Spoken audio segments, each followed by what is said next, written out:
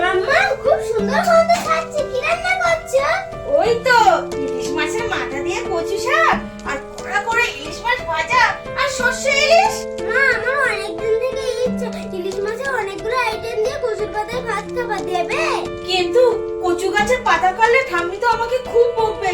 ঠিক আছে, ব্যাপারটা আমি দেখে নিচ্ছি, চলো তোমার জন্য কচুর পাতা কেটে আনি।